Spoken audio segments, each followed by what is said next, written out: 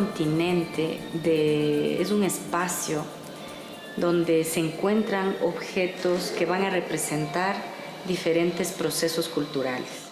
Bueno, los museos son instituciones tremendamente importantes porque son dispositivos para producir conocimientos, para el encuentro social, para el trabajo de valoración del patrimonio cultural y para la construcción de la memoria histórica.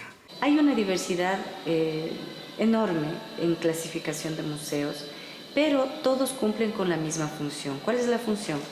Es, en principio, salvaguardar un patrimonio de una localidad específica y también promocionar y difundir el valor del arte y del patrimonio, tanto material como inmaterial, en toda la sociedad. El museo es una ventana hacia algo que nos es inmanente, como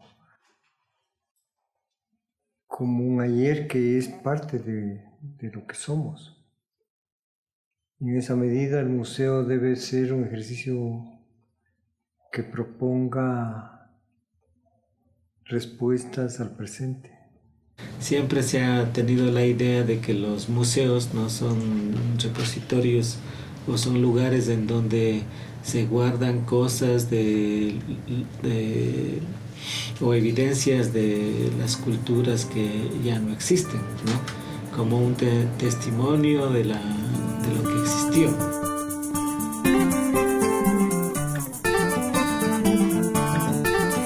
¿Qué es el pasado? Bueno, esa es una pregunta lindísima. En este museo etnográfico vas a encontrar una respuesta diferente quizá, porque está basada en una línea de tiempo que no es occidental, sino que es circular, porque estamos apegados a la forma del tiempo andino. El Pachacuti en la cultura indígena es esa propuesta circular de la vida en donde el ayer permite entender el presente, porque el mañana no existe, lo que se construye es el presente.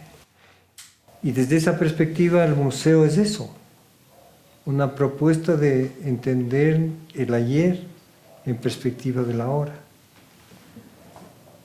Y yo creo que hay que romper con esa lectura del museo estático, del museo como algo que se perdió, que dejó de ser. Es como que a los abuelos, por ser abuelos, tú les vuelves un ayer que no construye tu presente. Es magia. Tú piensas en el pasado, piensas en una excavación, piensas en que alguien vivió en terrenos donde tú no te lo imaginas, donde hoy como ser humano ni siquiera a veces puedes creer que pueden estar. Tú vas, haces una excavación y de repente encuentras cosas que manipuló gente hace miles de años y tú dices, Dios mío, cuánta ciencia, cuánto conocimiento aquí en los Andes, en este país que hoy es tercermundista, cuánto conocimiento hubo y te hace crecer. Bueno, básicamente los museos son espacios de reconstrucción, de reelaboración y de reexperimentación del pasado. Los museos básicamente son los custodios de la memoria de, por ejemplo, de una nación, de comunidades vinculados a espacios o temáticas, y en los museos muchos de ellos tienen una narrativa histórica, ¿no? Entonces básicamente cada museo construye unas políticas sobre el pasado y sobre la memoria a partir de sus contenidos, de su discurso, y lo interesante es que muestran ese pasado de una manera de la presencia de cultura material, cultura, patrimonio, a través de la presencia de distintos objetos, como pueden ser patrimonios arqueológicos, artísticos, cultura material de todo tipo, cultura visual, cultura artística. Y a partir de esa disposición de estos patrimonios y de estos elementos se construye una visión y una política sobre el pasado.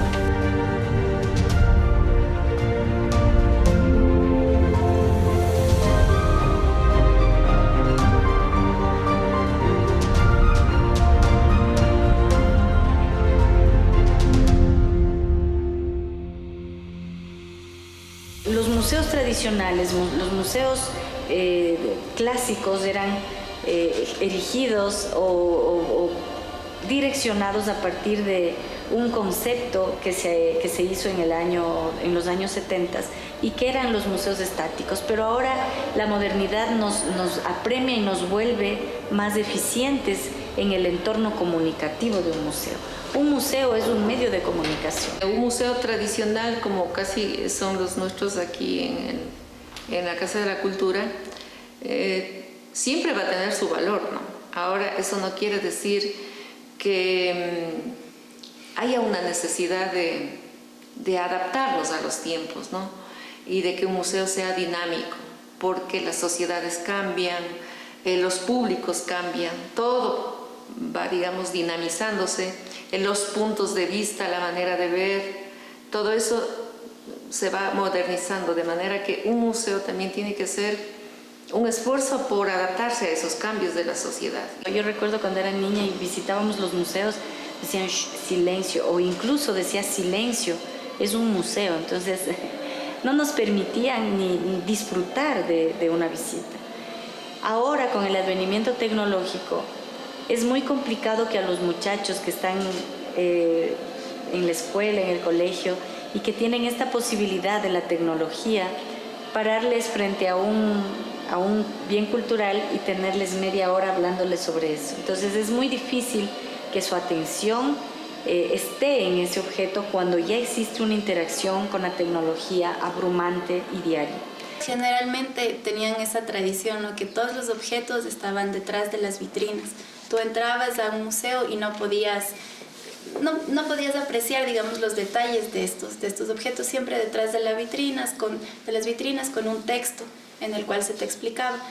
Esa era la visión general, pero lo que hemos tratado aquí también de hacer es que el museo sea un poco más interactivo, que haya interacción entre el visitante, los mediadores y los museos. A cada rato tiene que actualizarse con los nuevos datos obtenidos de las excavaciones arqueológicas que proporcionan un mejor entendimiento del poblamiento de aquí, de Quito. Ahí estamos hablando de un tema importante, que es el tema de difusión, ¿no?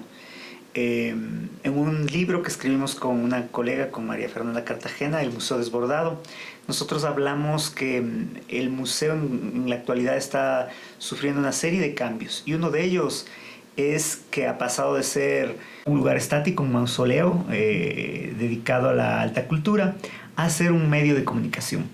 Básicamente las nuevas tecnologías de la comunicación y la información le han dado una nueva función al museo. Y me parece que esa nueva función tiene que ver con comunicar de mejor manera y acercar a los grandes públicos a lo que tiene que ver con el patrimonio, con la memoria, con la diversidad cultural. Y ahí juegan un papel súper importante las tecnologías audiovisuales, las tecnologías digitales, las redes sociales. Las tecnologías no son del todo malas, ¿no? Yo a veces estoy un poco renuente todavía. Pero ya no podemos hacer nada, no podemos salirnos de este sistema tecnológico, y me parece importante que al menos si ya están aquí tenemos que saber utilizarlos para un bien comunitario, un bien común. Las tecnologías son muy válidas dentro de la concepción de museos, porque por ejemplo en holografía, que tú puedes ver ahí, es muy complicado que nosotros en el museo tengamos yachas o chamanes haciendo sanación. Y a través de holografía nosotros podemos tenerlos aquí. Entonces la gente mira cómo hablan en su propio idioma, cómo hablan su cosmovisión y cómo ofician sus rituales de sanación. Mi nombre es José Osvaldo Guabil Calazacón. Pertenezco a la nacionalidad Táchila, donde nuestros conocimientos ancestrales vienen de muchísimos años, que tenemos nuestras conexiones con el águila, tigre, anaconda, la laguna, con los cerros. Entonces esta tecnología es muy útil para que las personas que no pueden irse a las comunidades en búsqueda de estos sabios puedan encontrarlos en el museo. Entonces hay elementos que sí permiten que haya otra forma de comunicación que sea mucho más efectiva. Las TICs ayudan mucho en los museos, estoy segurísima. Yo creo que los museos siempre se reinventan. O sea, es un proceso también siempre de educarse y buscar más, ¿no? Saber que si hay un nuevo proceso tecnológico que te permite llegar a un nuevo grupo social, porque todas las exhibiciones se dirigen a un grupo social.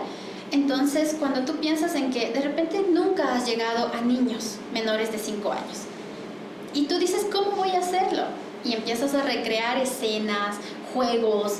Ahora, yo creo que siempre es un proceso de reinventarse, de ir más allá, de educarse y de ver cuál es el proceso tecnológico que le permite a un niño, no sé, autista, identificar esta vasija como parte de su patrimonio. Es un reto. Los museos tradicionales también tienen su espacio dentro de la modernidad. Entonces, lo que tiene que tener el personal de cada museo y la dirección de cada museo es saber, ¿no?, en el ámbito en el que se desarrolla, y poder determinar de que si ese espacio museal puede acceder a esa modernidad.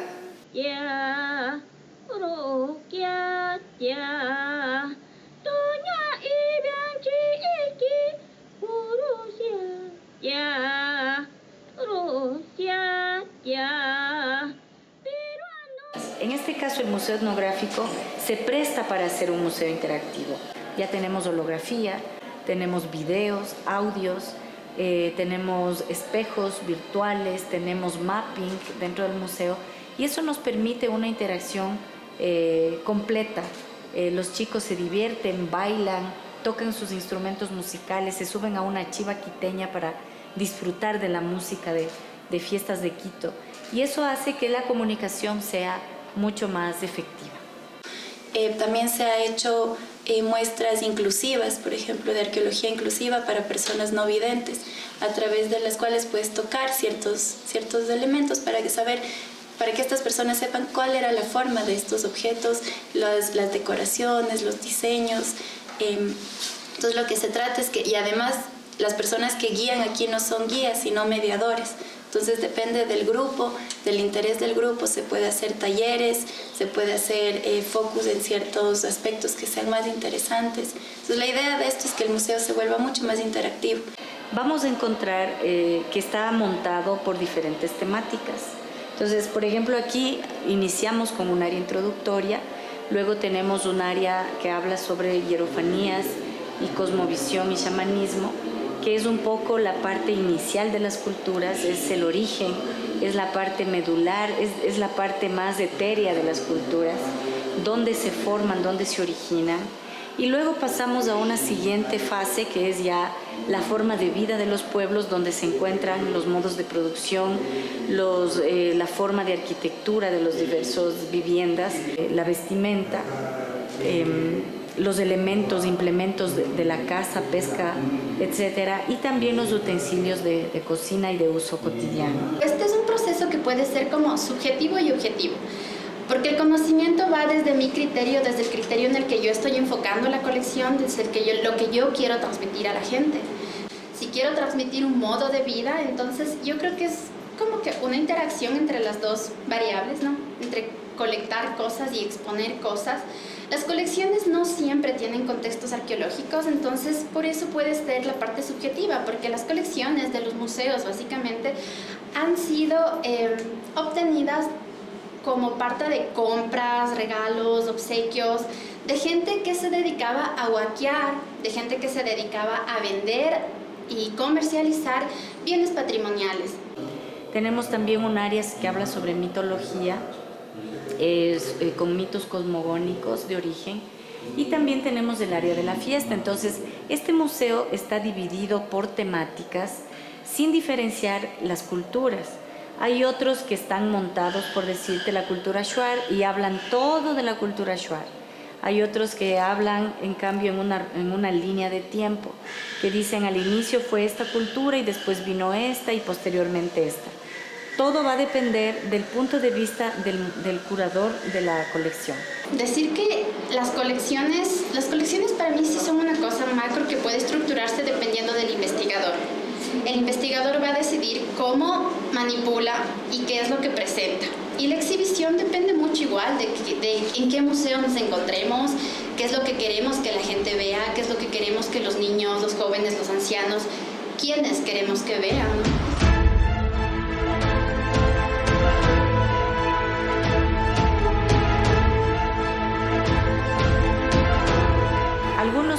que son mestizos y que son más blancos.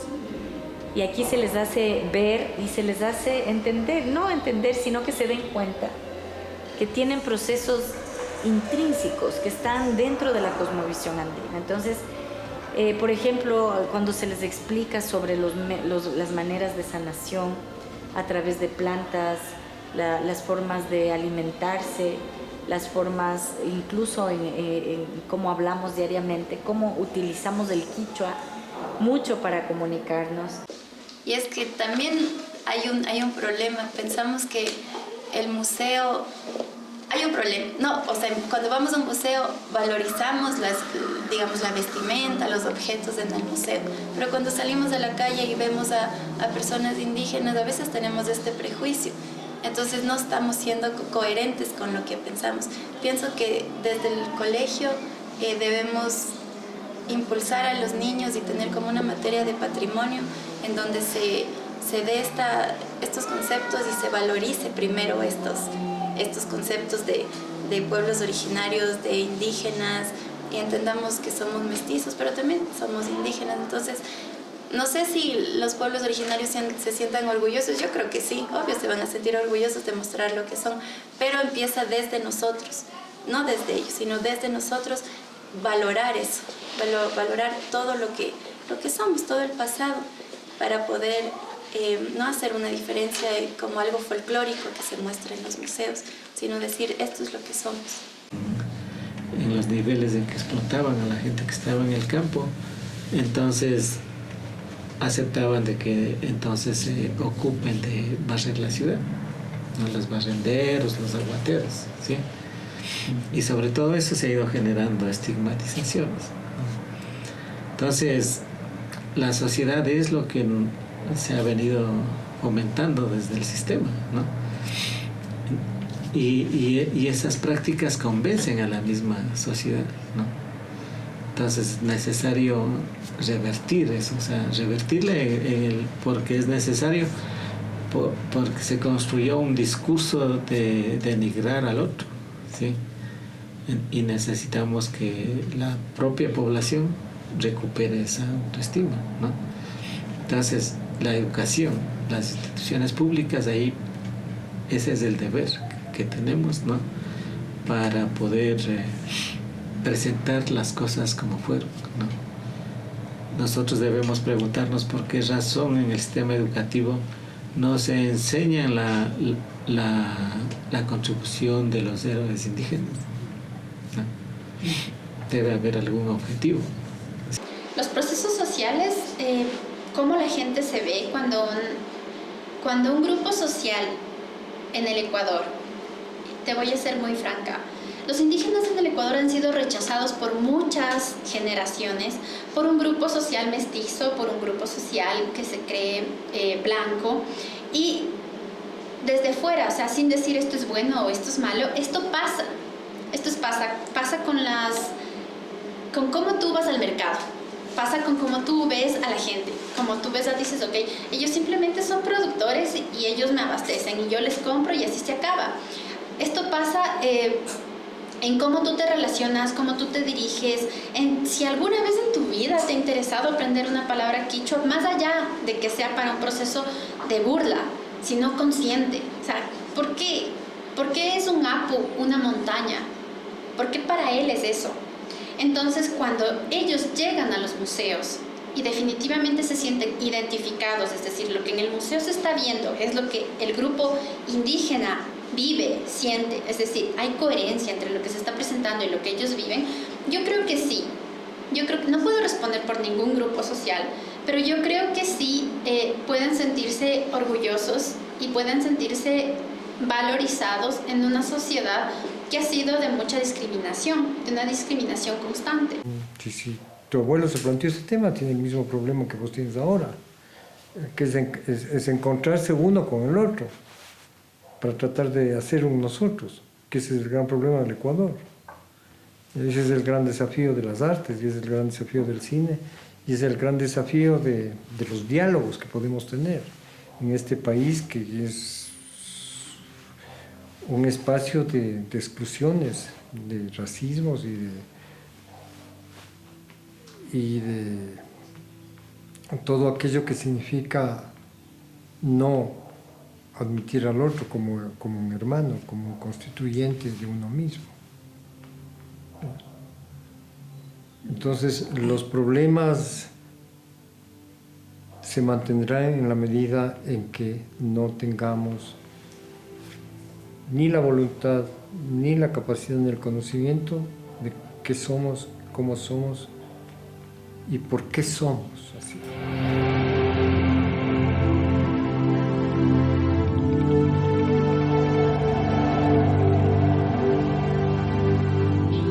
En este caso, el Museo Etnográfico nos da contenidos de ancestralidad. Son mensajes de identidad, son mensajes de memoria histórica y social.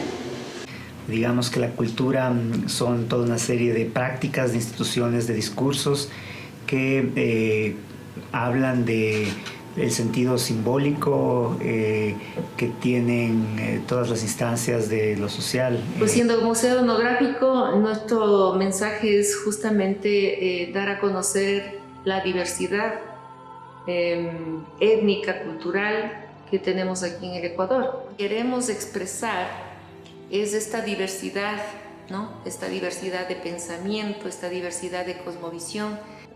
Hace falta de alguna manera cambiar esa estructura mental que nos impusieron con la educación europeizante que nos dieron, ¿no? De pensar que el indígena era un ser ignorante, era una persona que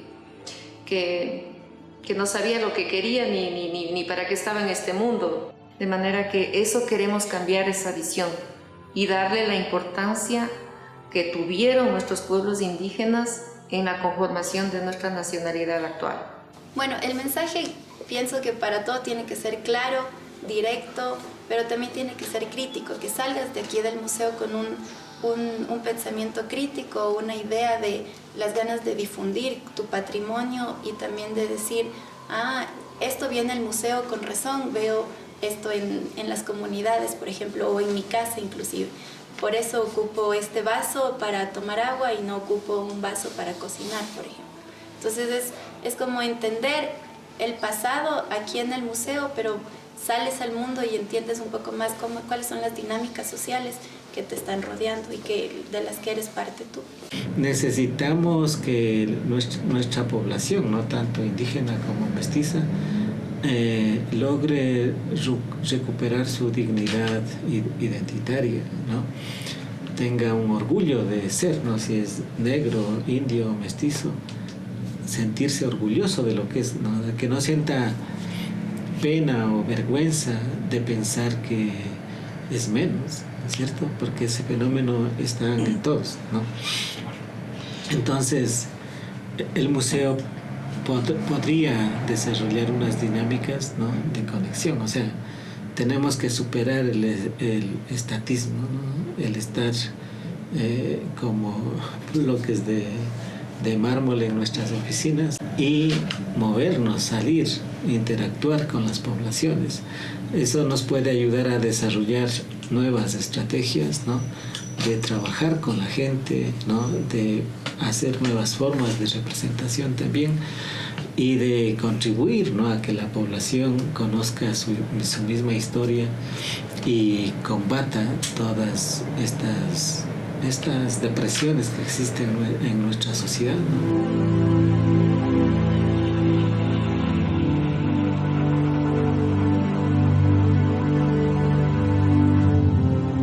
La etnografía es una de las ciencias más bellas porque no le separa al hombre de su entorno cultural. Un problema siempre se ha pensado que el tema de la etnografía sirve para estudiar a los pueblos indígenas o afros, ¿no? Porque igual podemos hacer un estudio etnográfico, ¿no? De una población mestiza, ¿sí?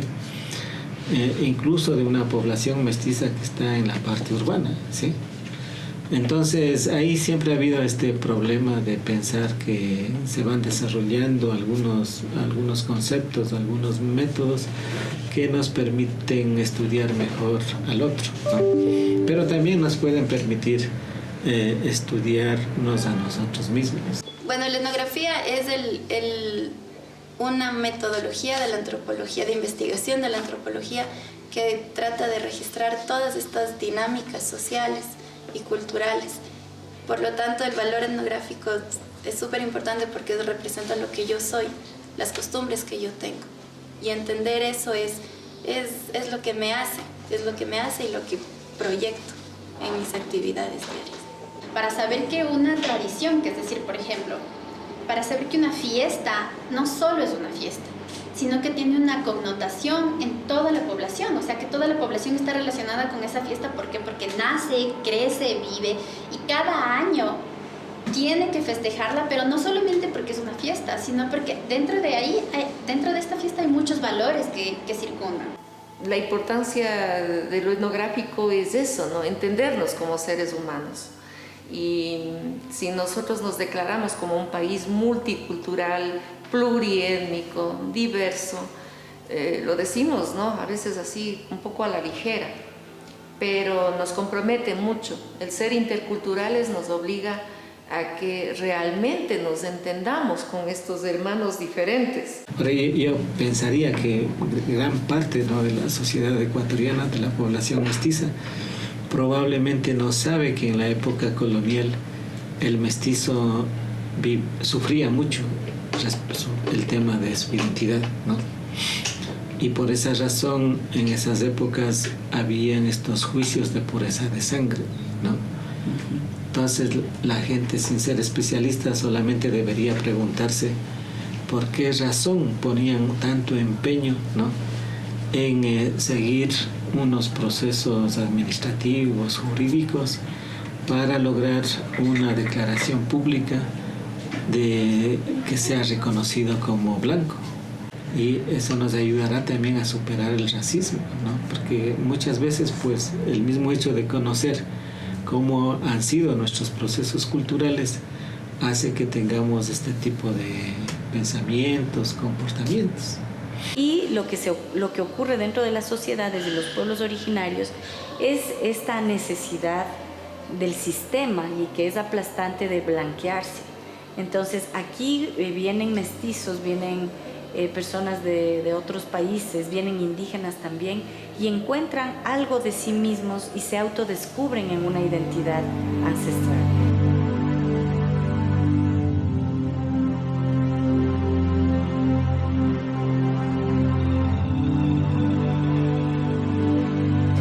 Este museo etnográfico tiene un valor cultural amplísimo.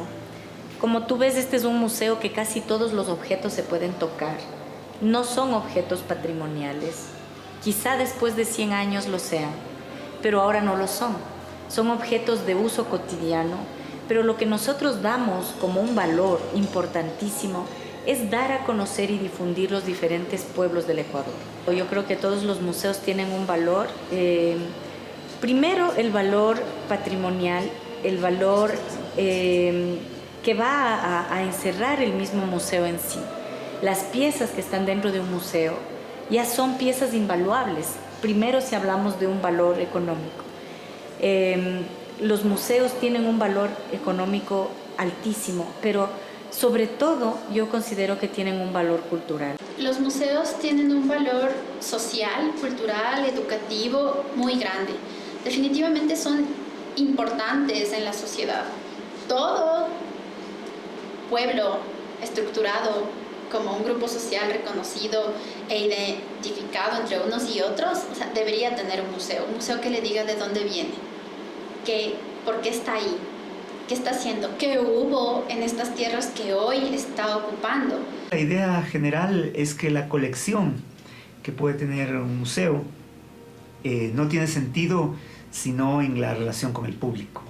Entonces quiere decir que es el público el que le da valor a esas colecciones, y mientras más espacio haya para la participación de todo tipo, ¿no? Una participación que puede tener niveles cognitivos, niveles lúdicos, como mencionabas, niveles comunicativos, y el museo pueda alimentarse de esa producción riquísima de sentido, de interpretación, de interacción con los públicos y con las comunidades, ahí ese patrimonio se va a activar, se vuelve plural, vivo, y va a tener mayor impacto social. Por más que el museo se modernice, por más que tenga espacios interactivos, que la tecnología nos ayude, pero el objeto intrínseco en sí mismo no va a perder nunca su valor.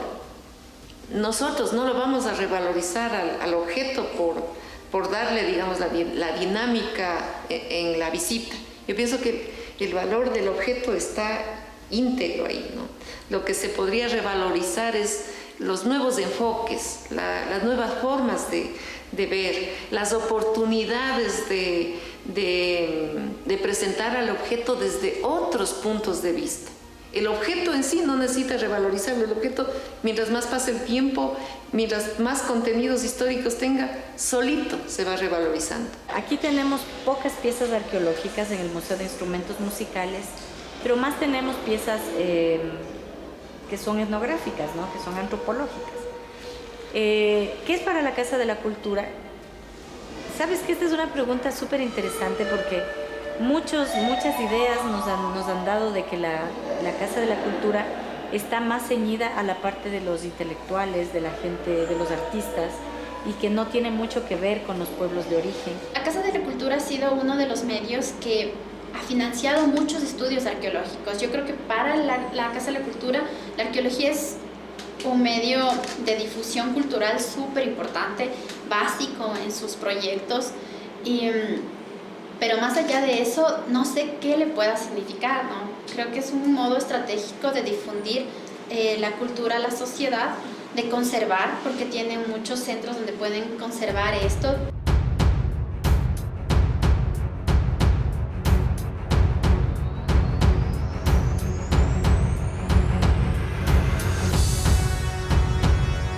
Recrear por simplemente recrear no es un buen ejercicio, ¿no? Porque no lo hacemos bien. El hecho de decir recrear, estamos queriendo copiar algo del pasado y que ya no se ajusta, ya es extemporáneo, ya es anacrónico, ya no se ajusta a nuestra realidad. Entonces, recrear ya caeríamos en la folclorización, ¿no? de ese pasado. Pero seríamos más honestos en decir que lo que queremos es rescatar honestamente los valores de ese pasado. Las culturas tienen un movimiento y cambian todo el tiempo. Entonces es importante entender que el presente, es importante estudiar a las culturas también en el presente, no desconocer lo que son hoy. Muchos dicen, no, es que ya no es puro. Este chamán no sirve porque no es puro, él tiene ya influencias de otras culturas. O sea, ¿y por qué no sirve? ¿Por qué tienen que desconocer algo que es un hecho absolutamente normal? Lo que ocurre con las culturas esta dinámica cultural es absolutamente natural, podríamos hasta decirlo, ¿no? Porque eso pasa todo el tiempo. Entonces, nosotros no queremos exotizar las culturas, no queremos encasillarlos en un tiempo, sino mostrar lo que fueron antes y lo que son ahora.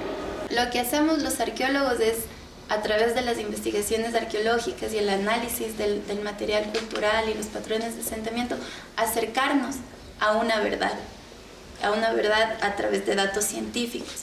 El pasado no vamos a saber exactamente cómo fue, pero sí podemos tener una idea a través, ya te digo, de estos estudios arqueológicos, pero también de estudios etnográficos, que nos permiten entender, por ejemplo, cómo las sociedades en el oriente todavía viven en estas malocas. Entonces, a través de los vestigios arqueológicos sabemos que cuando excavamos una tola, un montículo, encontramos huecos de poste también de forma elipsoidal, que hasta ahora son las malocas, tipo malocas. Entonces podemos acercarnos y decir, en el pasado también vivían como en malocas, en el oriente. Entonces es un trabajo interdisciplinario. No solo la arqueología te va a develar el pasado, sino la arqueología junto con la geografía, la etnografía, la historia, estudios paleobotánicos para saber qué plantas estaban siendo cultivadas. Entonces es un estudio interdisciplinario que te acerca al pasado.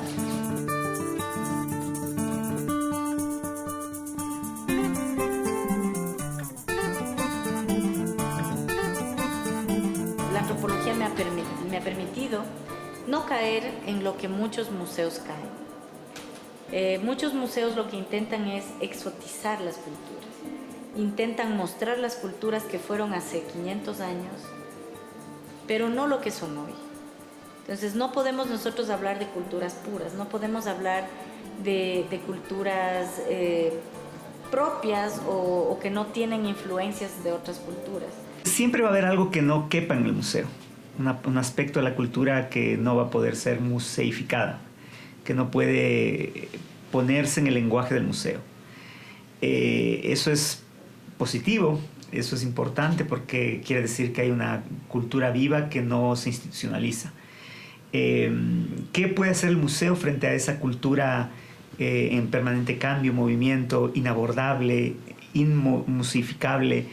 Lo que puede hacer el museo es confesar su debilidad, confesar que nunca va a poder abordar toda la riqueza cultural, pero estar como dispuesto al diálogo, estar dispuesto a entender lo que está pasando en la cultura, en las comunidades, estar dispuesto a revisar sus propios protocolos, procedimientos, su propia forma de entender la cultura y estar abierto, ¿no?, a recibir esos flujos culturales que están en permanente cambio. Y en la que puedes comparar si es que las diferencias o las semejanzas entre cultura y cultura.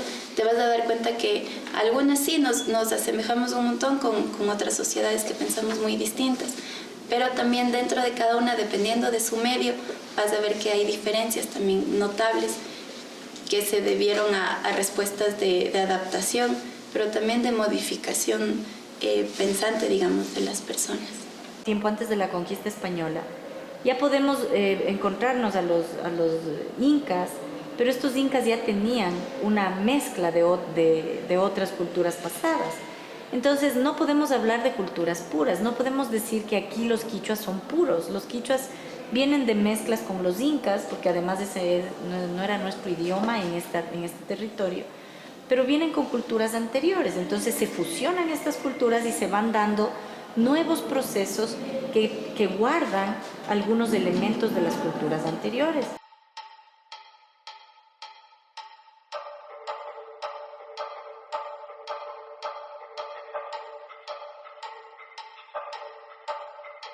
Y su espiritualidad, su cosmovisión, su manera de ver el mundo, su aporte, tanto su aporte como conocimientos que han servido para la ciencia, y el aporte de toda esta sabiduría sobre la naturaleza y sobre la cuestión astronómica relacionada con la agricultura, eso es algo que debemos rescatar y que queremos valorar para todas las generaciones de ahora y del futuro. Y sentirte orgullosa de eso, o sea, saber que la gente andina era gente científica, era científica. Tenemos en Moray, por ejemplo, en Perú, estos laboratorios agrícolas. Entonces tenemos un montón de cosas que no conocemos y no valoramos, y siempre queremos copiar a lo de afuera, que pensamos que es lo mejor, mientras aquí teníamos tantos saberes, tantos conocimientos que se están perdiendo. O sea, el objetivo de la arqueología es volverlos a sacar a la luz, a entenderlos y proyectarlos, para que la sociedad se sienta orgullosa de eso, de lo que somos. Creo que no hay recetas, porque hay múltiples culturas. Yo creo que al otro se le encuentra en la magia de la diversidad. Entender que las características de la humanidad más maravillosas, o aquello que marca a la humanidad como un universo maravilloso, es la diversidad. Entonces, ¿dónde le encuentras al otro? En esa magia que se llama la diversidad, que es la que te habita, que es la que te hace ver otros universos, que es la que te hace entender que hay otras lenguas con otros imaginarios. Bueno, yo les puedo dar un mensaje que siempre es bueno descubrir cosas, recordar cosas. Muchas veces el sistema nos vuelve ciegos, nos cierra los sentidos y nos hace ver solo hacia una dirección occidental. Pero yo pienso que sí deberíamos descubrirnos. ¿Y cómo nos descubrimos? ¿Cómo nos autodefinimos? ¿Cómo encontramos nuestra identidad? Es volviendo a nuestros orígenes. Entonces, recordando quiénes somos. Solamente hace falta abrir un poquito más los ojos y recordar que si somos lo que somos ahora, en un proceso de hibridación en el mestizaje, es porque fuimos algo ancestral antes. Entonces tenemos las dos líneas importantes, que es la parte indígena, la parte española, pero recordando lo que fuimos. Eso me parece a mí importante. Ese es mi mensaje. Vengan, conozcan este museo. Aquí podremos autodefinirnos, aquí podremos encontrarnos también con nuestros ancestros.